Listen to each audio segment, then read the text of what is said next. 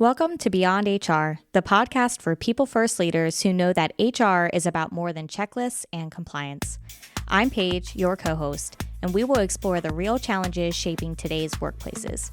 From burnout and belonging to strategy and storytelling, we're bringing you honest conversations, practical insights, and a fresh take on what it means to lead with heart in the world of work. Before we dive into our episode, a quick shout out to Manpower for generously providing the space where we record Beyond HR. And here's a quick word from our launch sponsor. If you're feeling stretched thin, juggling big changes, emotional labor, and communication breakdowns, you're not alone. Hi everyone, I'm Dan Kaplan, founder of Bring Disc to Life, an online community for aspiring leaders and HR professionals. We give you the strategies, tools, and encouragement to communicate in ways that increase your influence while lowering your stress. Using DISC, the 5 behaviors, and mindfulness, you'll learn to stay grounded, read minds, and frame your message to influence others. We have live workshops every month, group coaching to unpack tough situations, and tons of easy-to-use scripts, strategies, and resources that you can apply right away without adding more to your plate. So come refuel with a community that gets you and wants to help you speak your truth in a way that's heard. Join us at confidentcommunicator.com and click on community. That's confidentcommunicator.com. Lead yourself and others will follow. Give us a little breakdown on who you are, what do you do, and then we do have a underlying question that we like to ask everybody. I'll let Paige ask that one out.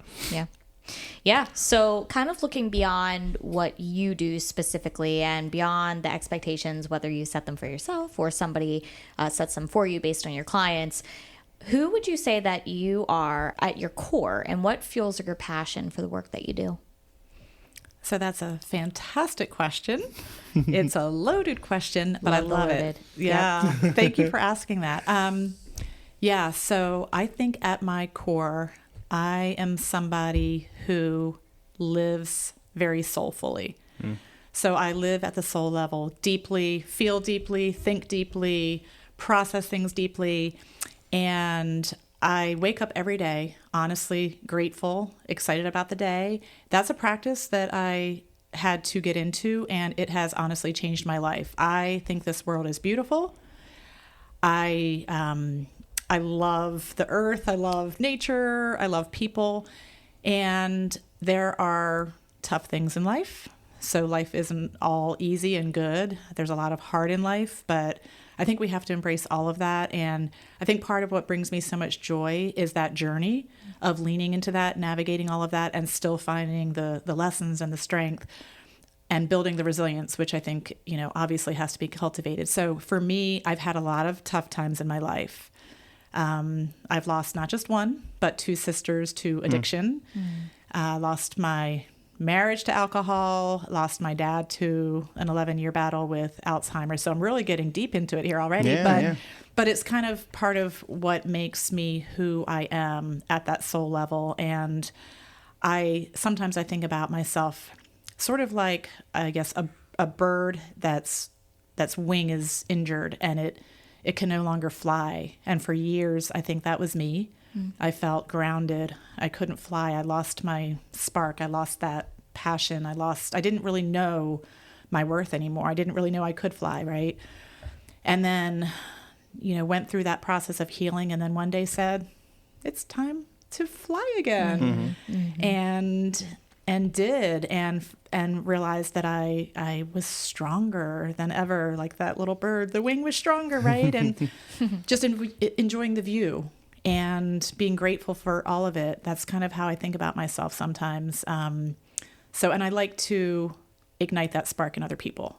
I want other people to see their sense of purpose. We're not here to take up space. The fact that we're here, each of us is a miracle. I mean, 1 in 400 trillion is the odds that they give you for being born. So you wouldn't buy a lottery ticket, right? With those odds. And so you've already won. So we're not here to just take up space. We're here to live with purpose and passion. And I think that's what fuels me every day. Just waking up with gratitude and trying to live that in not just big ways, but small ways. And one of the things that we definitely want to do for the audience is take things of essence and put them into practicality.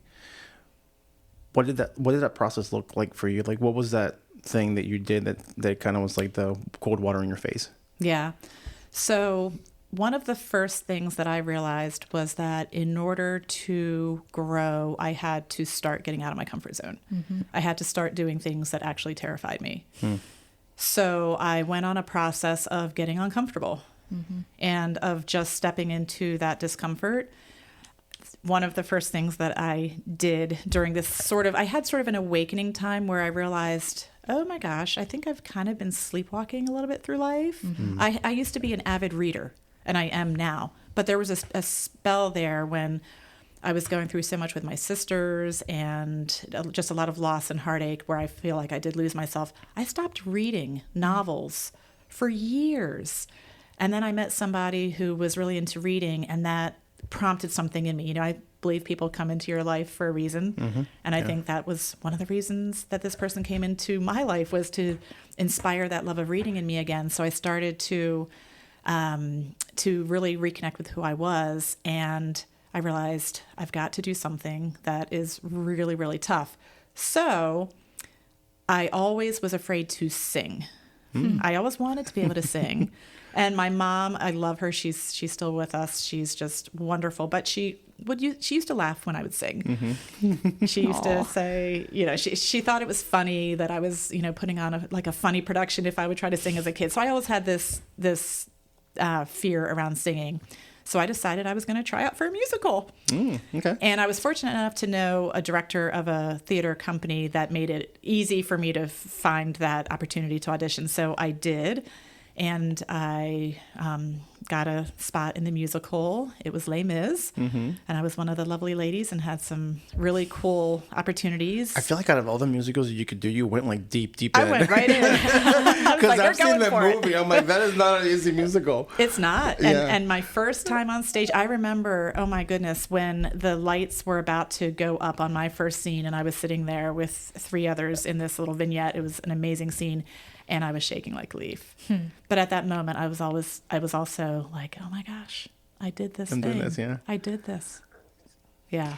You know, it's so crazy. So as you're talking about singing, and a lot of people don't know that I love to sing, and toot my own horn, I sing pretty well. But I am terrified to even get up there during karaoke to sing.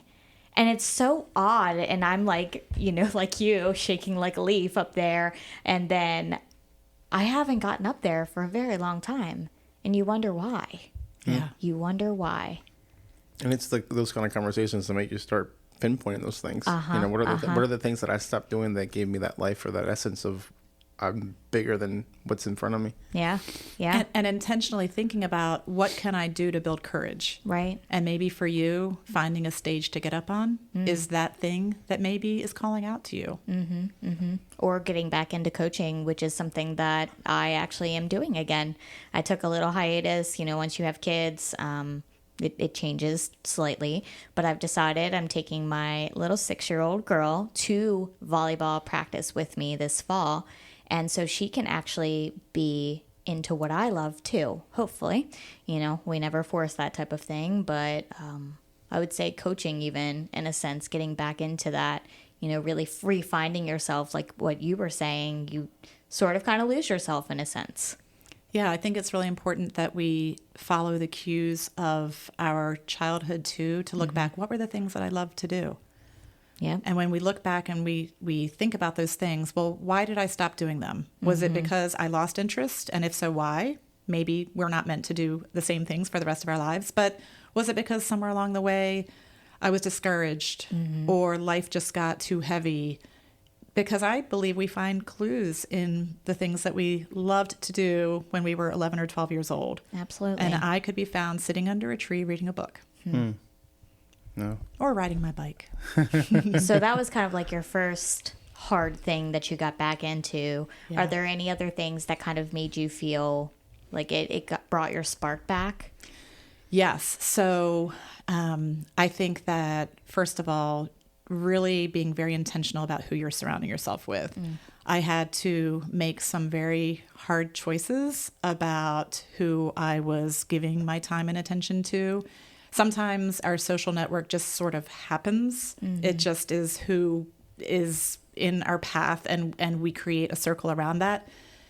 And that can be great for a season, but it doesn't mean that it's the people that need to be in your life for every step of the way. And I started to take a look at that, and I realized that I needed more inspiration. I needed to be around people who were going to stretch me to grow and who were going to be maybe a few steps ahead of me in some areas. So I became very intentional about becoming part of other groups of people who really had something that I admired, and I felt like I could learn from them, grow from them, give something back to them. But there are groups of people that every time I left them, I felt the world of possibility. I just felt like anything is possible. There's always a way. You can figure anything out. You have all these amazing connections and the support network. And now with everything that I'm doing now with my business, I have found that has never been more true, right? Just being around people. I just came from a coffee meeting with a connection that I also met at the meeting where I met you guys. And she's just a lovely, inspiring young lady. And we just meet to help each other. So that network, the people that you surround yourself with, I know that you're probably familiar with, and most listeners are with, Jim Rohn said you're the average of the 5 people you spend the most time with. Whether that's scientific fact or not, I don't know. Yeah. But I love the concept because I think that we do become like the people that we spend our time with. And to me, that has been hugely important. I know that it's the concept is really, it makes sense and it's easy. But one of the things that I realized too is that to be able to allow yourself to surround yourself with the people that you're speaking of, you almost have to be able to find a way of valuing yourself as a person to see that there's a value in being around those people. Because I feel like there's a lot of cliche words that as HR people we use all the time. And I feel like that's a concept that, oh no, surround yourself with people that are motivated. But if you don't feel like you're worthy enough to be around those people because either you're not experienced enough, or because you're just not good enough, or because the underlying childhood traumas that you drag with you, what is something that you would give, what nugget of knowledge would you give a person, or practical how-to, if that's their challenge, to be able to see that I am worthy of being around these kind of people? Yeah, I resonate so much with what you said there, because that was part of my journey of not feeling worthy and feeling rather insignificant. I remember I used to always feel less than the people that I was around. And the problem with that is that when we feel that way, we're really not able to engage with people authentically anyway, because we're there trying to resolve our own insecurities in every single interaction we have. So when we're talking to someone, subconsciously, even we're thinking, what do they think about me? Do I look okay? Do I belong here? Right? Yeah. So it is super important that we do enter these conversations with that place of, I belong in this room. I belong at this table. Unfortunately, I don't think that there's any one easy way to get there. I really wish that there was a quick tip or nugget. I think it's a journey. And I think it's really that process of going inside, which is maybe part of what I love about that inner work, is that it just lights you up inside, right? And you can't manufacture that. You can't fake it. You can't turn it on and off. It's who you are. But over time, I think part of going back to what I said about developing your courage and putting yourself into difficult situations, that grows your belief in yourself. That grows your courage. When you're around inspiring people, that also grows your belief in yourself. You see reflected back to you, and you get that kind of positive feedback. And then just continuing to just grow and learn and serve other people and grow your confidence. Then you can enter those types of places, rooms, conversations, honestly from a place of authenticity, where you're able to really interact with that other person and hear them instead of constantly thinking through, how am I being perceived? Do I belong here? You know, yesterday I actually went to a conference, and it was the first HR conference where I felt comfortable. And it's odd to say that, but when someone sees you and they're like, oh my gosh, hi, how are you? I haven't seen you in forever. You know, I didn't expect to see you here. I'm like, well, I'm here. And they were like over the top excited to see me. And then I was like, oh, am I supposed to be here? Like, you know, it's just that feeling of fulfillment and knowing you are worthy. Yeah, it's so validating. And again, going back to being around the right people, when you're around the right people, you're going to have your little cheerleaders. You're going to have people who see something in you that you probably didn't see in yourself. And to have them say, you're amazing. I mean, how powerful is that? Yeah. Yeah. Yeah. Yeah, we're getting emotional. I see your emotion. Yeah. And that's the power of human connection. Yeah. That's why we like talking. Yeah. Right? Yeah, right. It's so important to allow people to feel seen and that they're not alone. That's hard. It is. And it started with you showing up. Yep. And doing this, I mean, gosh, this terrified me. I won't lie. This terrified me, which is why I was like, oh, let me think about it. You know, what does it take to do this? Can I do this? I don't know. But clearly we're here, and we're here to help, of course, you know, ourselves through these things, but be able to help others. It's so important. Yeah. And I think there's something to be said behind the idea, which is heartbreaking to me.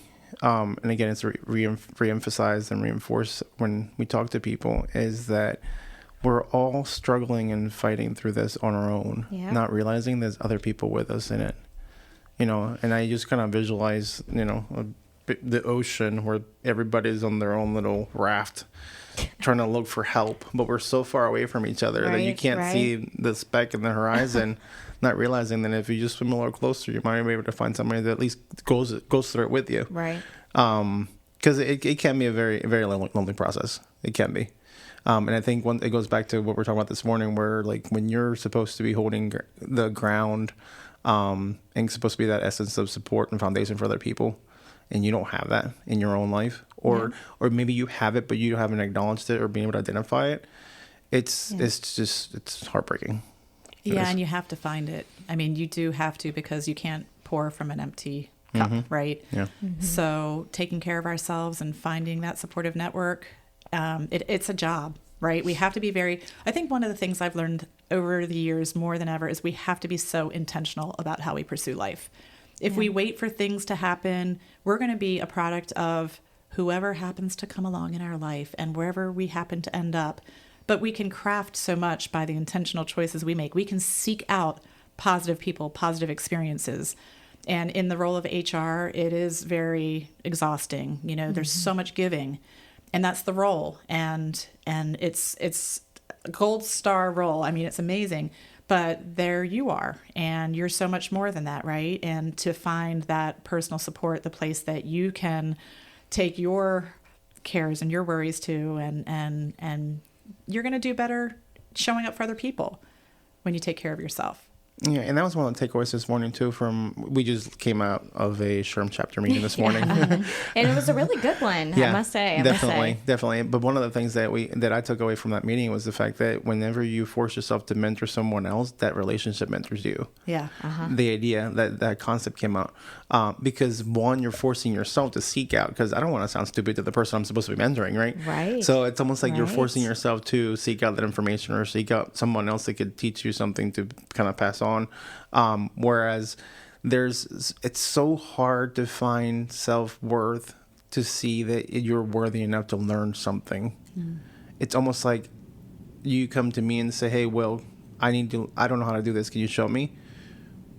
Yeah, sure. Give me a couple of weeks. Give me a couple of days. I'll get back to you. Search.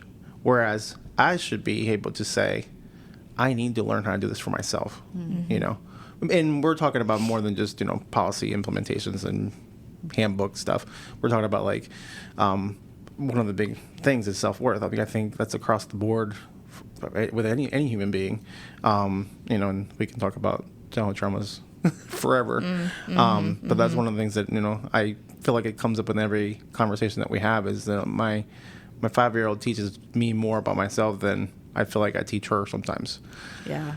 I think we're all walking around with the patterns that we have developed over the years. And some of them are ingrained, since childhood. We're all really just grown-up versions of that child. We're still the same person. We've just had many, many sleeps since then, right? And so if you think back to who that person was and what they loved and where things maybe got a little messy, right? And start to unpack some of that. There's power in that. And to recognize patterns, that this is just something that became a pattern. And if it still serves me and others, great. But if not, I can break that. And I do think, to your point about self-worth, I think that everybody struggles with it to some degree because we are human, we are flawed, we are frail, we have our insecurities. But I think it's what we do with them. And even the most seemingly confident person still has moments of self-doubt or imposter syndrome, right? Because it's just part of being human. But to be able to be intentional again about it and recognize it when it comes up. Oh, here comes your little self-doubt again, But you're doing great things. Your heart's, and to be able to still see the things that we want to tweak. Like you talked about learning. Yeah, we all have so much learning to do. And that's great. That's part of life. I don't ever want to stop learning. Yeah.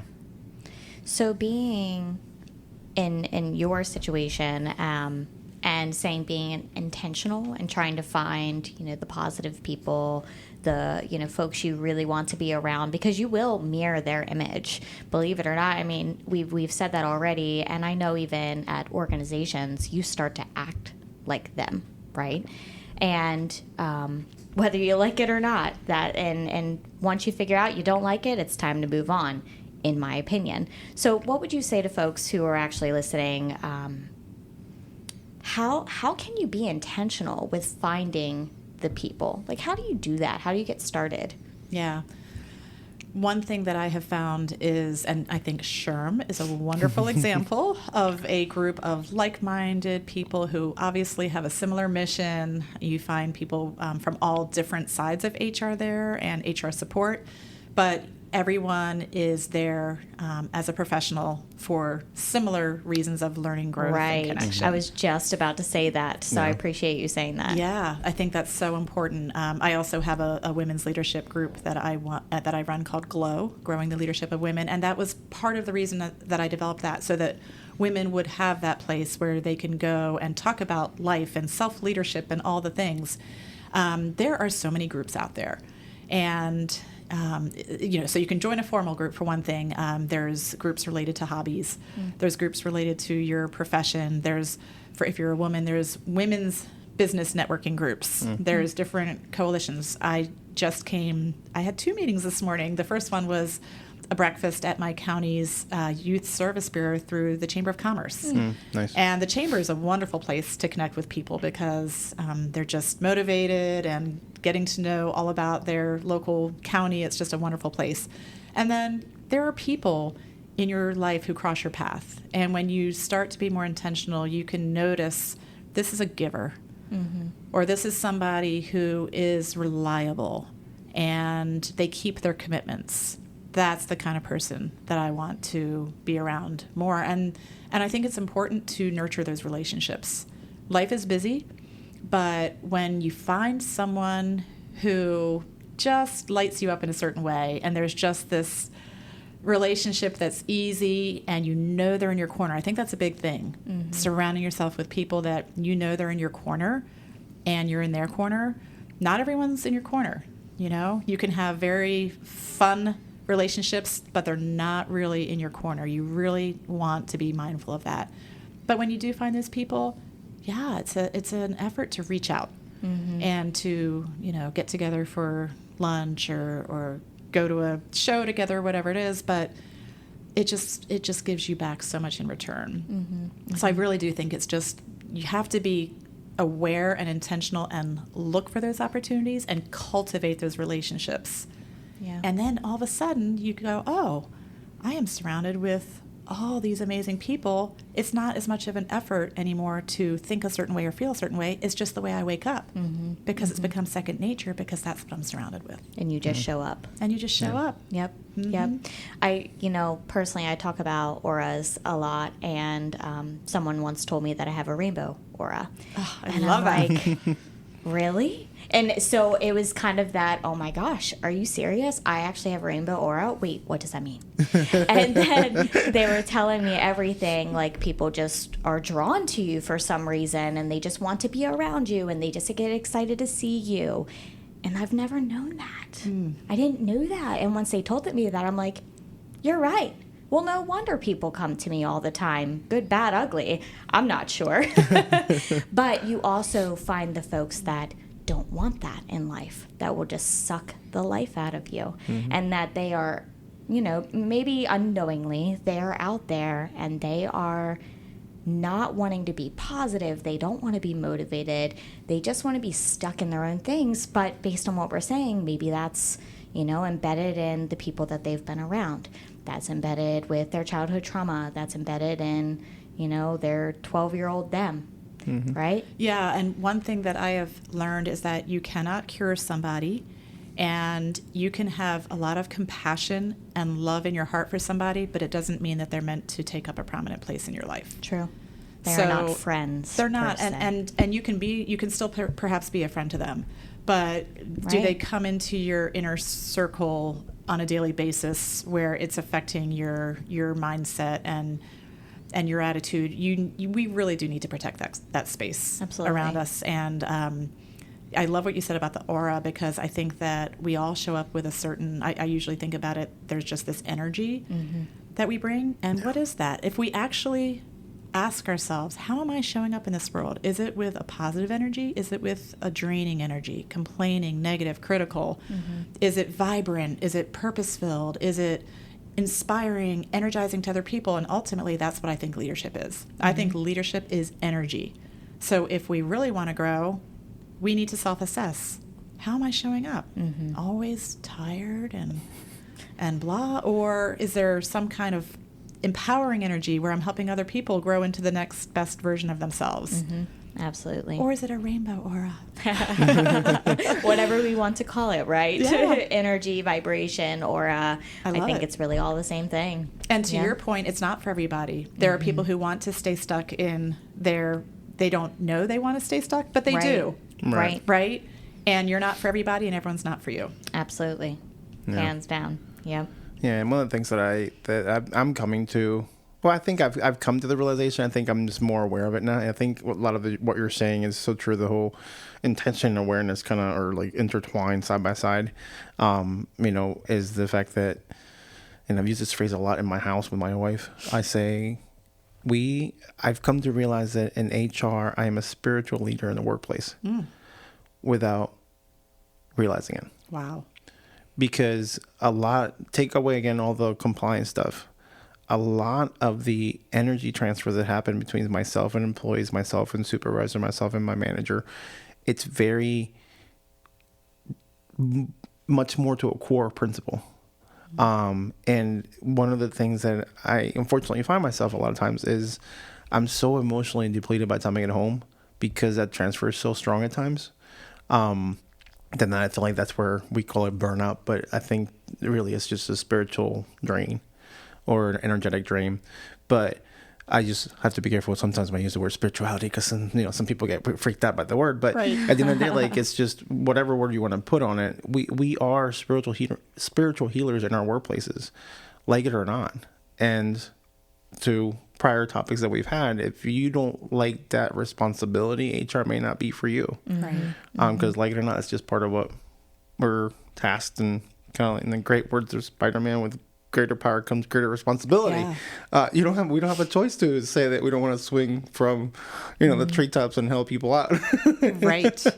We're a therapist without a title. Yeah. Or the background, or the knowledge, frankly, for therapy.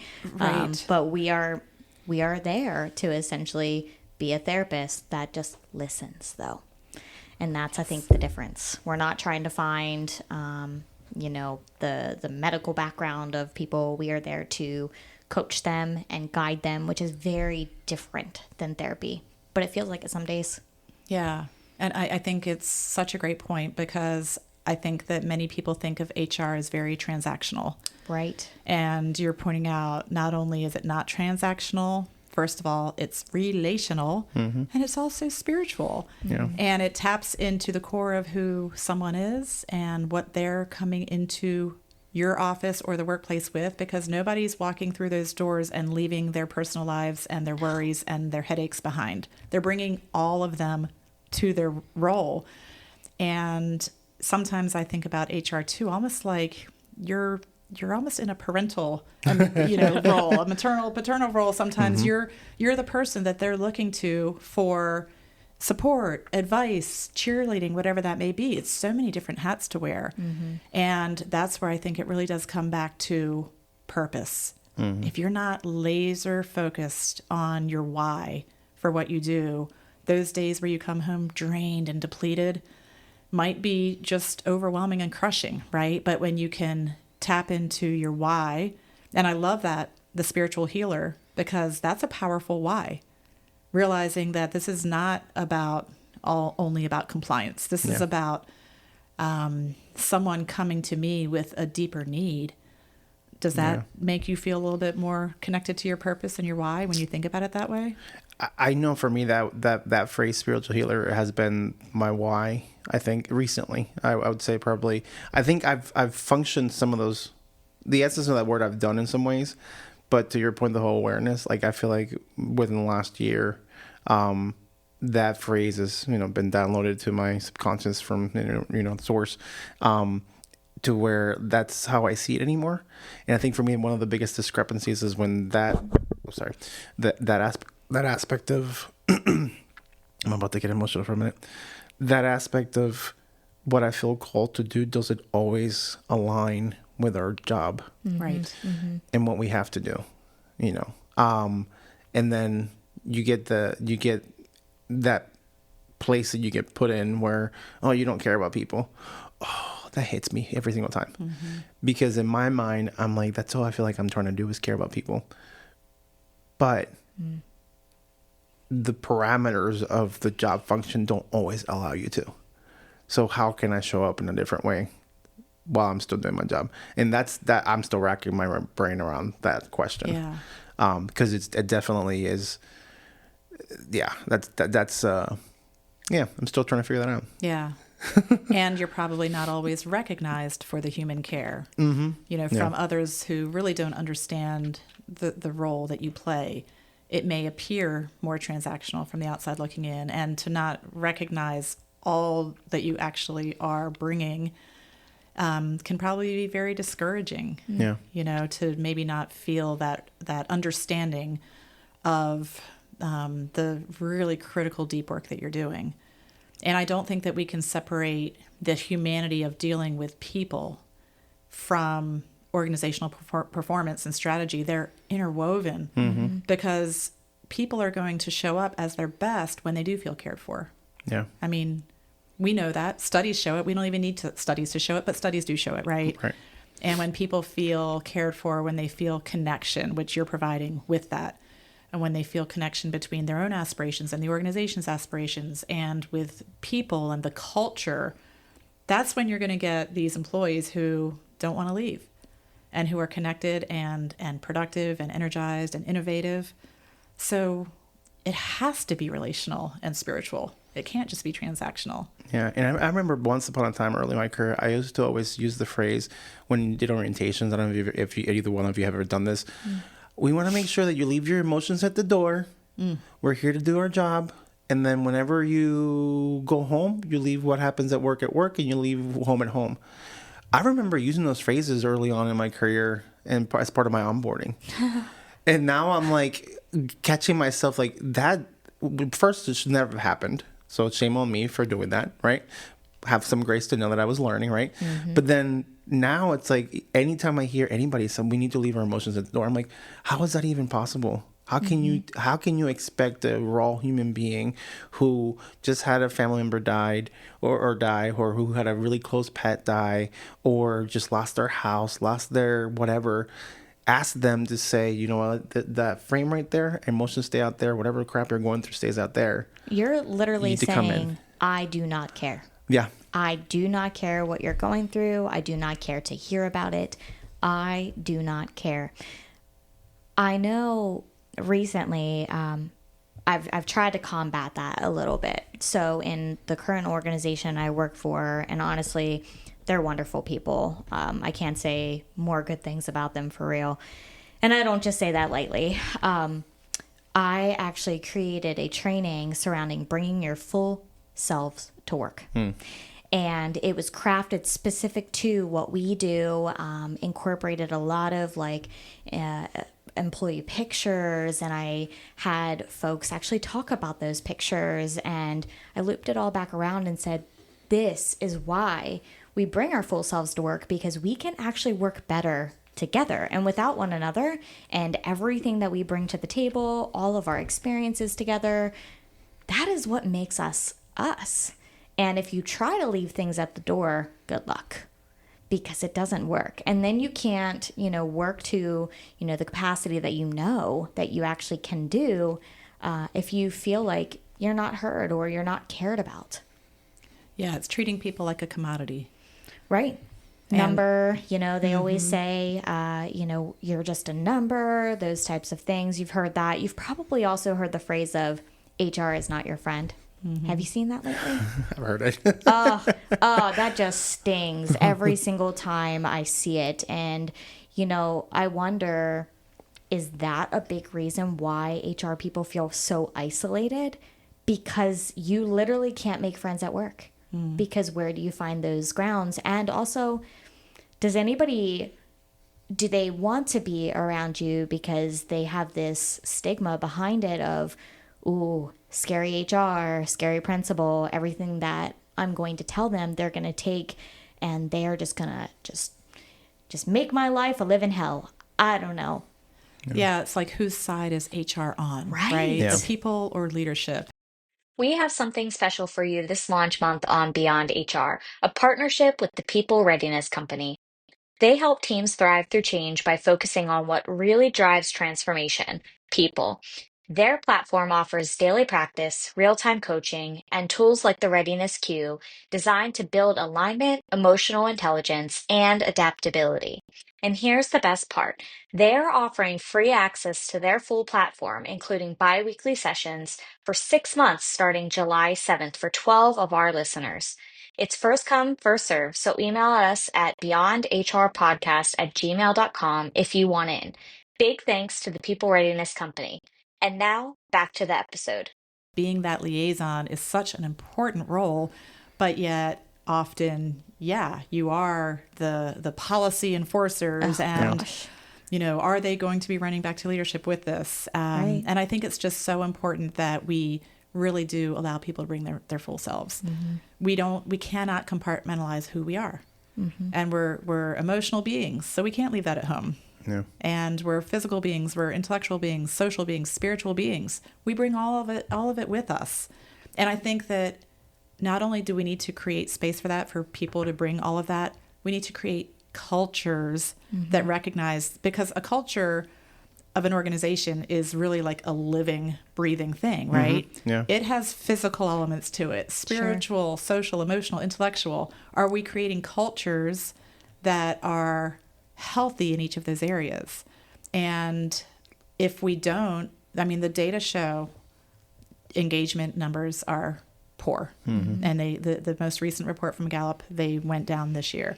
So they continue to decline. Engagement is a big problem. So it's not just because we care about people and we want them to feel good. It's not this fluffy concept. Yeah. It's an ROI concept. It's a retention concept. It's a performance, a productivity, a reduced costs, reduced turnover and sick leave and all of this. This is what it's really about. Yep. And providing that support for people to come where they can now do their job in this supportive environment. Yeah. And I know for me, like, I've always had that question, well, at what point there's that fine line between, company or employee? And one of the things that came back, in my mind was, if I can be a better version of myself as a leader, that by default takes care of the people. Therefore, I don't have to enforce, aside from the crazy things, enforce and have that perception that I'm here for the company. Mm-hmm. And that's so hard to do sometimes because, again, we're not making always the best decisions in who we put in leadership roles. You know, we take high-performing individuals and, okay, you're a manager now. You're going to be in charge of people. I almost wish like there was a way of hiring two different managers, have an operational manager and have a people manager. You know, to where all the issues with people, they're going to go to this individual, and all the system issues are going to go to this individual, because it's so hard, and it's even harder to train leadership that doesn't necessarily naturally gravitate to that kind of personality type, to be that and understand that you have to be that, even if it's not who you are, because you are now at that level that needs to be. Oh my gosh, you're speaking my soul passion here. Yeah. So, and first of all, one of the first problems you already identified, that people are moving into leadership positions who really have no real leadership skills yet. Mm-hmm. They might be able to manage tasks and processes, but can they really lead people effectively? That's, another question. Mm-hmm. The second thing is that many of them aren't even receiving training. The most recent report, I think it was 44% of managers said that they received some kind of management training. That means over half are not even receiving training in how to be a manager, let alone an inspiring leader, right? Right. And then I think the third thing with that is that it's hard to train a sustainable way of being into a person. You can go to a training program, maybe some of the skills will transfer, especially if you have mentorship or coaching. But really being a good leader is a way of being. And what you said was just beautiful about the more you are a better leader, the more the other things take care of themselves. I think that's exactly what it is. It's showing up as somebody who actually is caring, as opposed to someone who's trying to care. I mean, take some of the communication skills training. You learn how to be an active listener. Well, underneath it all, if you don't really care about what the person's saying, those skills are going to just fall by the wayside. You can learn them in a workshop, but you're not going to be a good active listener if you don't really care what the people are saying. So I think it's really, and in my book, Character Leadership, I talk about this whole concept about being a vessel leader. Mm-hmm. And that is that concept of it's who you become, where you are that vessel through which the positive change and impact can flow to the people. So yes, you're still dealing with results and strategies and processes and business outcomes. Absolutely. The best leaders care about all of that, but they also have a way of helping empower people and guiding them to their own solutions and caring about their well-being and team building and collaboration over me, it's really others centric rather than me. Mm-hmm. And it's pulling people towards a goal rather than always having to push them or blaming people. So I think you hit the nail on the head with that. It's really, and that's why I'm so passionate about that, because I think it's really the only kind of sustainable leadership. The only sustainable leadership is the kind that emanates from the inside out. So it's that process of becoming. And I believe leadership is when everywhere we go in life, when we go to the grocery store, we can be a leader to how we interact with the people at the grocery store. Mm-hmm. So it's not just these official leadership positions. So how are we showing up? Are we showing up with compassion and creating space for people? Or, there's so much in the workplace with trust issues right now and incivility and poor communication and burnout, like you said. How are we as leaders contributing to that? Mm-hmm. Yeah. That's a really good segue to specifically on burnout. So we've heard time and time again where HR and leadership in general are burnt out. They're emotionally drained, like we were talking about a lot earlier.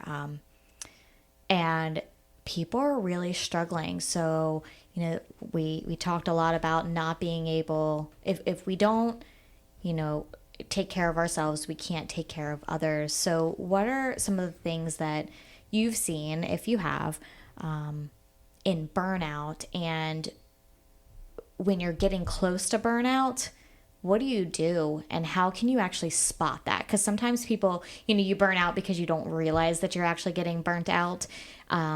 but you're seeing that fire dim a little bit, but you don't know why.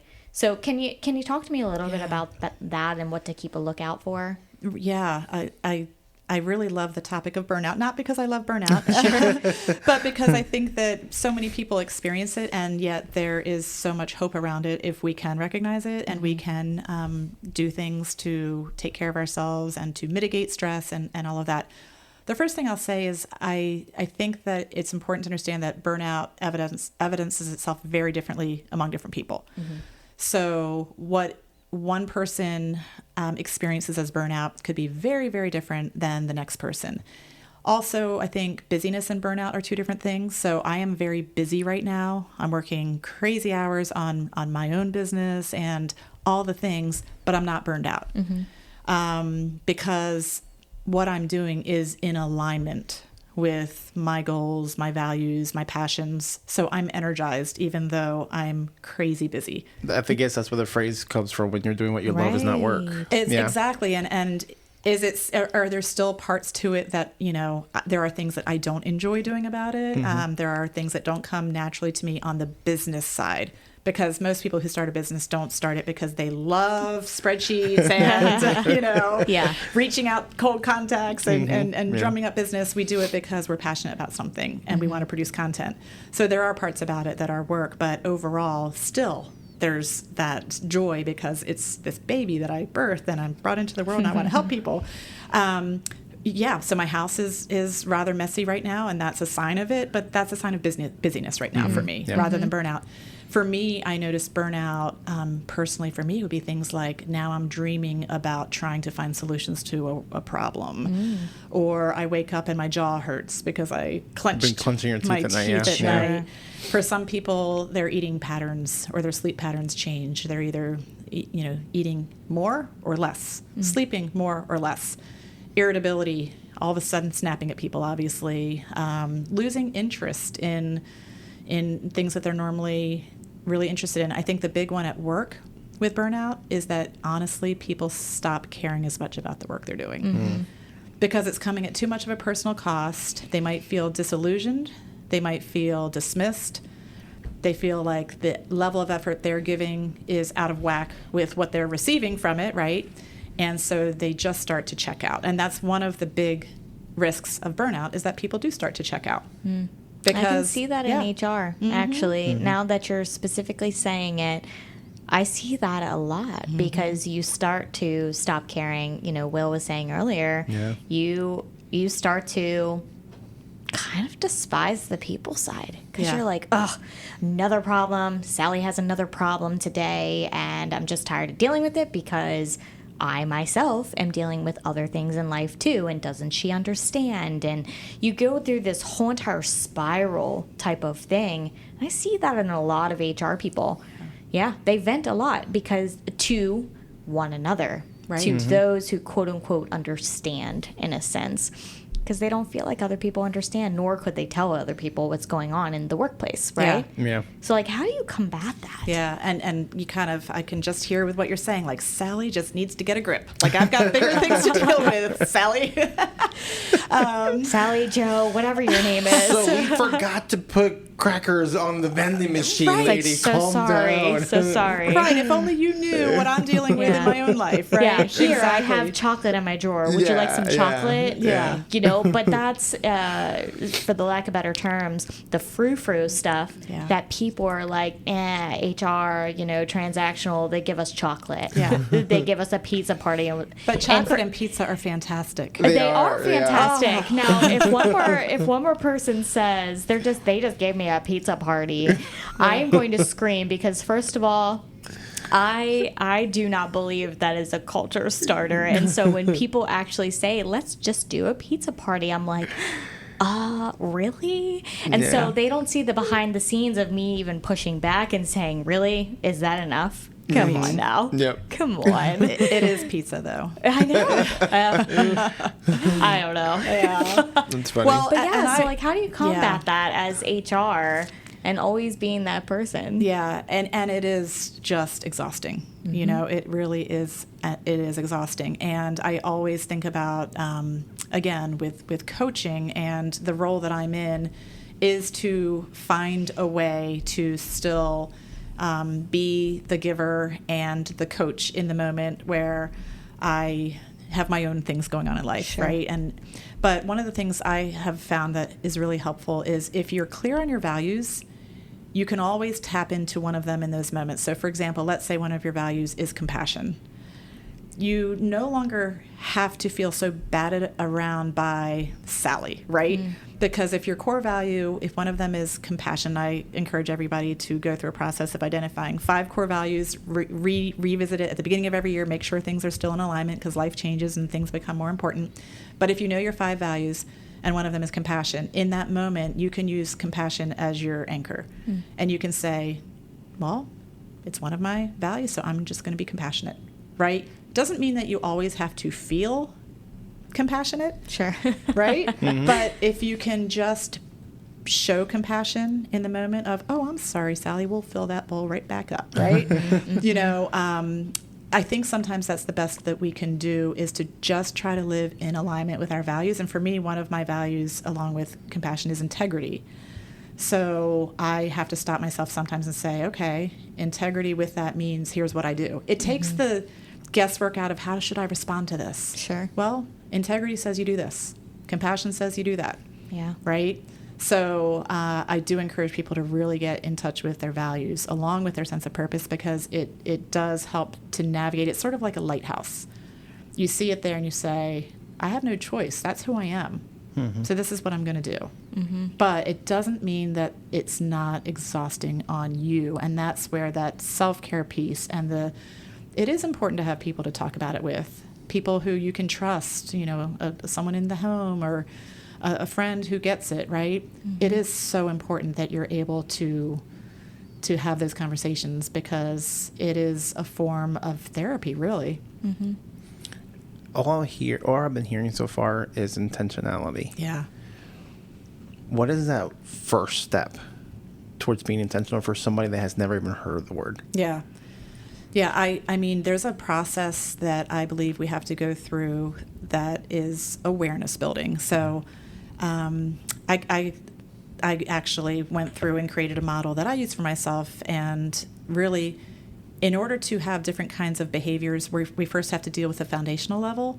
And so I call it the 5 essential states of being or the 5 essential states of leadership. And they all start with the letter A. And the first one is awareness. So building awareness around our own patterns, our own ways of behaving, our own ways of thinking, awareness of other people and their patterns and their ways of behaving and thinking, awareness about situations in life, right? But building that awareness, I think, is key.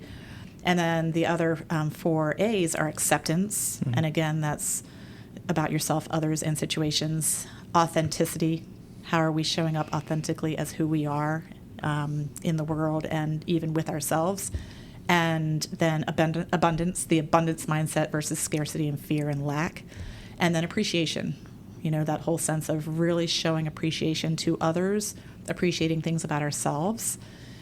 So I think if we go on a journey of really exploring all of those things within us, it's a pretty good base for behavior because then, as you said earlier, who you are as a leader just kind of flows and impacts other people. So if we always try to go at behaviors, it's like stapling oranges onto an apple tree and calling it an orange tree. It's not an orange tree, it's an apple tree. And those stapled oranges are going to fall off. They're going to rot and they're going to fall off, right? It's what's at the roots.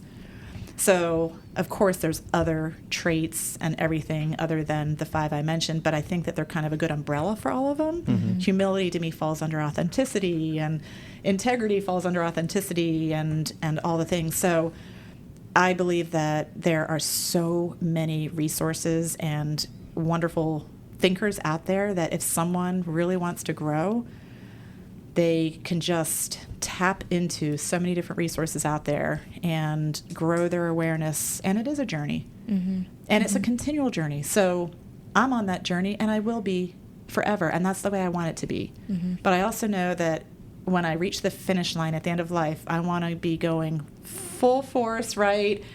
I remember reading in a book years ago, there was the woman in the book said, I think it was a novel, and the way she said it was that she wanted to have that last piece of bread dipped into the last drop of oil, sipping it with the last sip of wine. And that's the way to go out. And I just love that, because to me, it's like you just give it your all.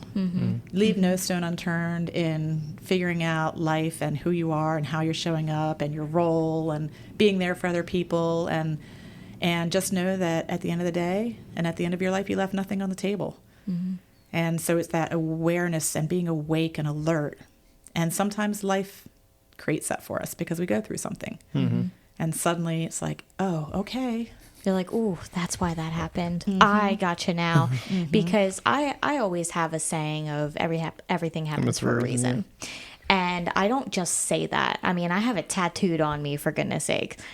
I believe it. I believe it, and I don't know why it's happening at that moment, but eventually I'm going to figure it out, you know? And I truly believe it, and I always stand by it. And sometimes people get upset with me even saying everything happens for a reason. Now, am I going to say it when somebody passes away? Well, no. You know, I know when to use that, but even somebody who may be stuck, right? And they are in the lows of the lows, and they just don't want to get unstuck. Or they don't know how to get unstuck. I think that's I don't know, 3/4 of the battle. You don't know how to get unstuck. And so going on that journey, like you were talking about, is definitely so important to figuring out why these things happened. Yeah, and being stuck is really just being in an unresourceful state. Right. And if you can come across the right person who helps you to see that, sometimes that's all that it really takes, or the right experience happens. I completely agree with you about everything happening for a reason. I have come to believe that more and more as life goes on. And there are so many lessons in everything that we go through. Life is not all rosy. You know, it's really 50-50 if we're being honest, right? And if you don't embrace all of it, then you can't really have any of it. Right. Or you're going to, you know, lose half your life, right? Because the 50% that's hard and painful and just blah, it's part of life. So what I have started to say to myself, A, I completely agree with you. Everything happens for a reason. So what is the lesson in it? And B, if something happens or something maybe doesn't happen that I would like to happen, I say to myself, okay, I still had something to learn. It wasn't meant for me. Absolutely. You know, and there's a serenity in that acceptance too. And that's that acceptance piece of the 5 A's. There is so much power in that peaceful state of acceptance. And when we become more centered in that, in ourselves, I think that we're better leaders. Yep. Because we show it more authentically too. Yes. Yes. Yep. For the next A. Yeah, exactly. Pulling in all those A's. I'm not going to forget those A's. I'm going to get the A really tattooed onto. I just haven't done it yet, but it's going to be tattooed right there. Yeah, that's awesome. Hey, maybe I'll get it. I'll get the A right next to everything happens for a reason. Exactly.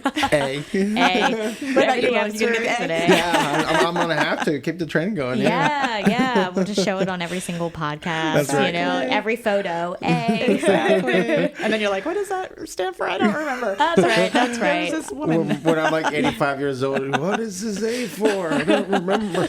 And now it looks like a Z or something. That's right. Allison with an A. That's right. Oh my gosh, that's funny. It does really happen to fit very well that my name starts with an A. Yes. I will say that. So I think the tattoo has to happen. I don't know what mine would be. P. P. Oh, there's a lot of great P words though. Persistence, passion. Oh yeah, purpose. Purpose. There you Oh go. yeah. Oh, you're getting the P. P for the purpose. Oh, you're getting the P. All right, got PP. No, and I know it's so hard sometimes though with trying to be that whole concept you were saying about the whole awareness and even following the whole train of A's, because ego gets in the way. And I know that because admitting that there's something to learn in everything means that there could be something wrong with me. Yeah. Either unwillingly or unaware, or I know I just don't want to change it. Yeah. Because I know there's things that I catch myself sometimes and I'm like, I need to work on that. Yeah, but I got too much stuff to do. I'll work on that some other day. And it's tough to be honest with ourselves like that. And why? Why is that so tough? Because we know that we're all a mess in some regards, right? But we're not. But Alison, we're not. what are you talking about? That's We're true. not a mess. Perfect. You're No. not. Because everybody comes to Because I'm us. supposed to be a parent. How can I tell my kid what to do or not do if I'm I'm a mess. Right. Right. And then you realize that people relate to people who are more vulnerable and real anyway. And so maybe we're all on this journey of trying to protect ourselves. And when we realize that there's something that we need to fix, it's a little unsettling because it disturbs that, or it threatens that sense of safety and security, especially, I don't know about you guys, if someone else points it out. Oh, yeah. Straight Like up. your child. Yeah, they'll call you out. In a heartbeat. Yes, savages. Exactly. But you know what? My theme about that, though. Our children are a mirror of ourselves. Yeah. So that's another thing that the last year or so that I'm trying to figure this whole awakening thing out. The realization that my 5-year-old daughter, and we have more than the 5-year-old. We have 5 total kids, but oh my gosh, she's the one that we kind of daily interact with. Yeah. She's a mirror of us. Yeah. And one of the things that my wife and I have been learning is that the things that we don't like that she does are really things that we like about ourselves that she's showing us. And it's like crap. And they'll call you out without calling you out intentionally. Yeah. I mean, I've seen my youngest do very wild things because she's 3 and she's the second child. You know what they say about second children. They are just the wild children. And she does some of these things. And I'm like, oh my gosh. I just did that the other day. Yeah. And then it breaks your heart and you're like, I don't want to be that anymore. Oh my goodness. And then you start to switch things because you become self-aware, right? Yeah. That's been kind of my motto for the past, 2 years or so, become more self-aware, because when you do, it's powerful. It's so powerful when you become self-aware in everything that you do. Yeah. Now, you can't focus all the time on that because you will drive yourself crazy. Yeah. So trying to find that middle ground can be super tough. But once you do, you're like, oh my gosh, this is what I've been missing this whole entire time. Well, I've been just trying to protect this shell around myself. And I think that we also sometimes need to stop taking ourselves so seriously. Like, it's okay. We've got great things about us. We got things we need to work on. That's called being alive, right? Right. And I think one thing that is also really important is that we find outlets to laugh. I mean, especially, we talk about HR roles and all the heaviness. Find people who make you laugh. Yeah. Find events where you can go laugh. I went to a great show, a theater show a few weeks ago. I had no idea that it was going to be a comedy. It was amazing just to laugh. And I thought, you know what? I need more of this in my life because I am a thinker. And I also love adventure. That's one of my values. But I'm not making enough time for it in my life right now. So I think we really have to make time for lightness. Absolutely. Just to be light because the days are heavy. Yeah. Yeah. If you're feeling stretched thin, juggling big changes, emotional labor, and communication breakdowns, you're not alone. Hi, everyone. I'm Dan Kaplan, founder of Bring Disc to Life, an online community for aspiring leaders and HR professionals. We give you the strategies, tools, and encouragement to communicate in ways that increase your influence while lowering your stress. Using DISC, the 5 behaviors, and mindfulness, you'll learn to stay grounded, read minds, and frame your message to influence others. We have live workshops every month, group coaching to unpack tough situations, and tons of easy-to-use scripts, strategies, and resources that you can apply right away without adding more to your plate.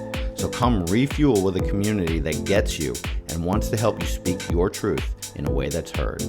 Join us at confidentcommunicator.com and click on community. That's confidentcommunicator.com. Lead yourself and others will follow. Man, well, this has been honestly so great and really eye-opening, and I hope that our listeners find something out of this. But I think really the last question that I have for you before we go into telling us a little bit about your business, and if listeners could take away one powerful insight, one little nugget of knowledge from our conversation today, something that could truly help them redefine maybe their purpose and fulfillment, what would you say? Oh, it's so hard to distill down into one. I know. It's always the fun question. Yeah, we've been all over the map here. But, I really do think that I would just say, first of all, really think about how you're showing up in the energy that you are bringing to others and to yourself. What kind of energy is that? But more than anything, I think really be intentional and open your eyes to really trying to tap into more of what your purpose is. And I think about it for my life, it's like a jigsaw puzzle with many, many pieces. It's like the 1,000-piece or more puzzle. And through my life, I had like little sections done. But the more aware I become and the more intentional and the more I put myself in situations where I can really start to connect the dots, I'm starting to fill in more of those edge pieces and the corner pieces, and everything's starting to become clearer. And I think that I would encourage people to really sit down, think about what makes you overjoyed, what makes you angry as can be, what makes you blissful, what tears your heart apart. Because in those answers, you're going to find a lot about really what you're meant to be doing. And it's not always the big grand things. Sometimes it is. But even in your day-to-day, in your role, in your family relationships, I think that purpose is really about protecting what's sacred to us. So think about it. What is sacred to me? What would I go to the mat for? What is it that, and I'll just tell a quick story here because it's very personal to me this week. On what's day? Friday. So on Wednesday, I found out, and I can speak about it now just because it's been 2 days and I've cried all the tears, but a rhino that I interacted with and just fell in love with in Africa in 2018 was poached. Oh. And it's a big thing for all of us who were there together. Gomo. Oh, I have his bracelet on. Oh, I was wondering about the bracelet. That's Gomo. I brought that back from Africa with me, and now he's gone, and he was just an absolutely gorgeous 22-year-old rhino who was poached for his horn. And wow. You may recall that I am very passionate about animal conservation, particularly elephants. Yeah, I remembered. That's my spirit animal. Yes, they're amazing creatures. And the volunteer project we did in 2018 was elephant and rhino conservation. And I also fell in love with this rhino. But now this has lit something in me that, boy, watch out, because I didn't know I had that many tears left. I didn't know. It just all of a sudden hit me between the eyes of your purpose just became a lot bigger. I do what I can with conservation, but now it's like, so it doesn't mean that I'm going to be able to do something big right now with it, right? But what is that in me? What is that sense of compassion, and how can I translate that into my life here? And I think if people really think through that, what is it that is just going to bring out those most extreme emotions in you of bliss, joy, pain, sadness, anger, rage, and then translate that into, what do I do with that? And how do I weave that into my purpose here on life? So kind of philosophical, Yeah, sure. But look for the threads, because we're here for a reason. And that's what I would just leave everyone with, is you're a miracle. You're here for a reason. So be intentional, put yourself in the right situations, and start to put those pieces of the puzzle together. Man, she was supposed to summarize, and then all she did is just literally dropped a nugget, and they're like, wait, we need to talk about this. Hold on a second. Oh, yeah. My apologies. No. Sounds like there's going to be a part 2 at some point. That's right. Has to be. We'll meet for coffee. Yeah. I'm all for it. I am all for coffee all the time. Maybe decaf once it comes to a certain time of day, so I'm not wired. I'm a decaf girl. Yeah.